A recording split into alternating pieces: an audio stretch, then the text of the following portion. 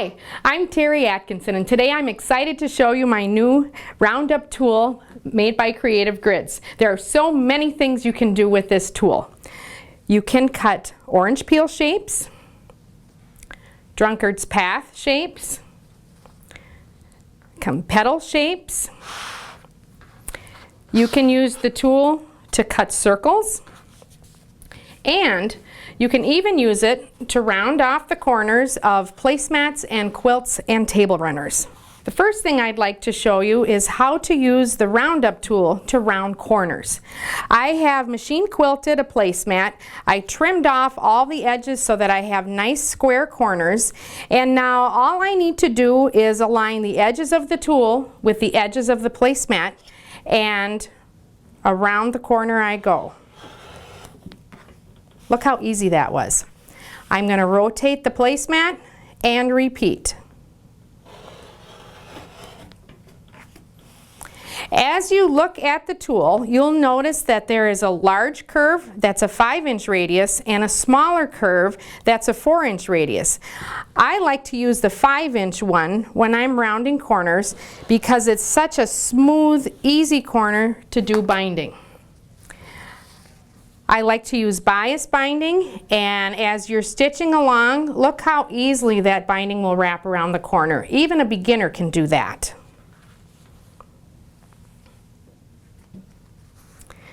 Next thing is cutting a petal.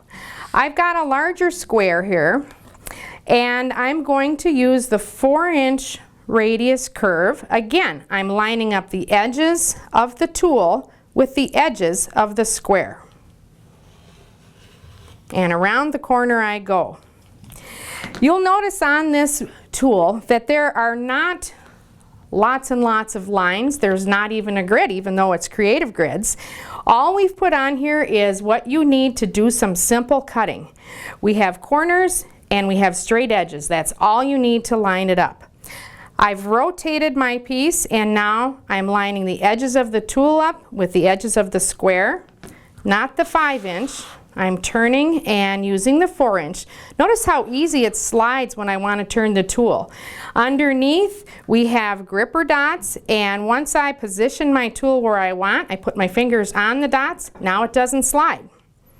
And it holds in place nicely, and look, I've cut the second curve. So a simple petal shape just by using that curve 2 times. Now a circle is easy to cut. Instead of cutting opposite corners, we're going to cut all 4 corners. The 4-inch curve will cut an 8-inch circle, and the 5-inch curve will cut a 10-inch circle. I've trimmed my pot holder. This is one of the Krista's Kitchen pot holders. I've trimmed it to 8 inches square, 8 by 8. I'm using the 4-inch radius curve, and I've lined up my edges with the edges of the hot pad. I'm using a pen to mark on the inside for a circle, and around the curve I go.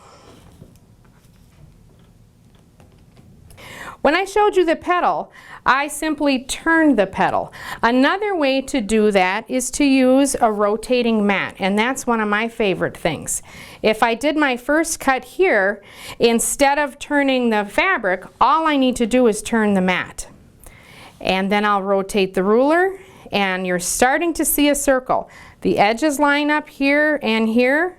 The circle in the middle with the dot lines up, and as you look at this curve, it lines up with the curve that we just cut. And around the curve we go again. We'll rotate and turn our ruler, line those edges up. Remember, there's 3 places we're looking. We're seeing that the curve lines up with the one we're going to cut. We're checking that dot in the middle, and we're lining up our edges. And our last corner, and we have a circle.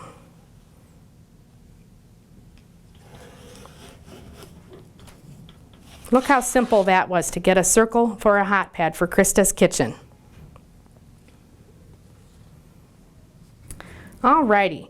Now, instead of lining up the edges of the tool, we're going to line up the straight lines on the inside of the tool. Again, there are 2 sizes. There's a 5-inch one which I'll use on a 5-inch square, and there's a 4-inch one that you can use on a 4-inch square. So on my 5-inch square, I've lined up those straight lines with the edges of the square, and I'm simply going to cut across the curve, and now I have a drunkard's path shape.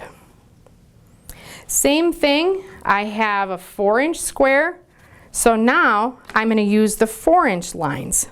Line those straight lines up with the edges of the square, and I'm trimming around the corner, and I have another drunkard's path shape. So simple. Next in line, we have a petal shape.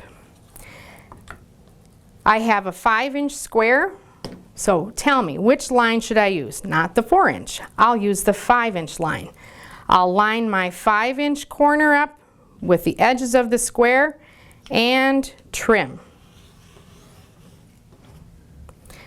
Then, in order to cut this shape, we'll rotate. And now the curved line is going to line up perfectly with what we've just cut. And then I'm trimming the second side, and this is our orange peel shape.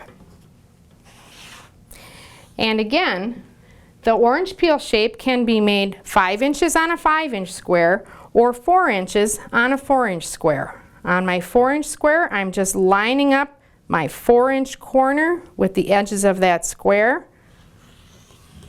I'm trimming, and I'll rotate. The curved cut line aligns with that curve on the ruler, and around the curve we go. So there we have our 5-inch and our 4-inch orange peel. Lots of shapes and just really simple, lining up on the ruler, either using the corner to line up with the square or the edges to line up with the edge of your project. Okay, now I'd like to give you a few tips for using fusibles. It's a good idea to cut your fusible a little bit smaller than the square so that it doesn't get stuck onto your ironing board. I like to put my fusible on the back. This is the Fusibond Light by So Lazy. And once I have my fusible on, I'm going to trim it to the size square that I want. And I like to trim on the paper side so that I can make sure that I'm trimming and making a square, and the paper and the fusible go all the way to the edge of the square. So I'm cutting a 5-inch square, and now it's ready to cut the shape. Let's just turn it over, and this is a 5-inch square, so we'll use those 5-inch lines again. One of the things I like about this ruler is the lines are skinny, so it's real easy to have a very accurate shape. Once you have your shape cut, we'll pinch the corner, and the paper will stay creased and the corner will pop back out. It's easy to peel that paper off and fuse it onto your background fabric. When I put this on my background fabric, I like to scoot it in just a couple threads in from the edge again so that the fusible doesn't get on the ironing board. Then this just fuses in place. I love the Fusibond Light because it's real flexible and soft when you get your project done. Now, what if you're starting with a pack of pre-cut squares? Then sometimes it's hard to get that fusible centered on there. In that case, I like to use Steam-A-Seam 2, and with Steam-A-Seam you peel the paper off the back and you apply it to the wrong side of your square. And you don't need to heat it, you can just finger press it on, and then you're ready to cut your shape. Again, this is a 5-inch square, so I'm using my 5-inch line, lining it up, and I've got my shape. We'll turn it and cut the second half.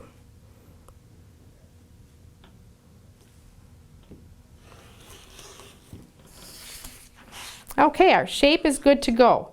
When you're trying to position one of these orange peel shapes, it's a really good idea to just fold your square in half and you don't need to press the whole way. I just finger press at the edges, and that gives me a little crease so that I can make sure my points are centered and my piece is centered on the background.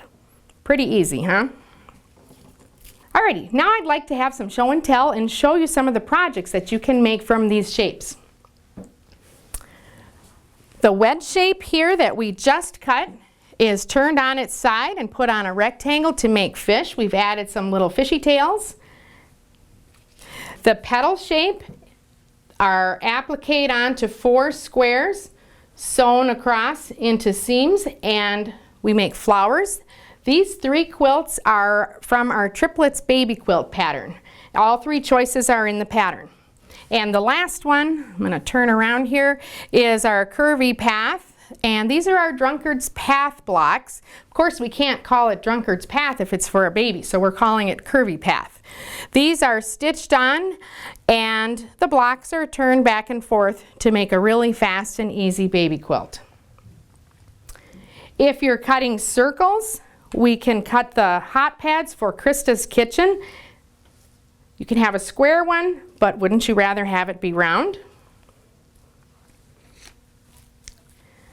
There are 3 placemats in the Terry's kitchen pattern, and look how smooth and even all of those corners are.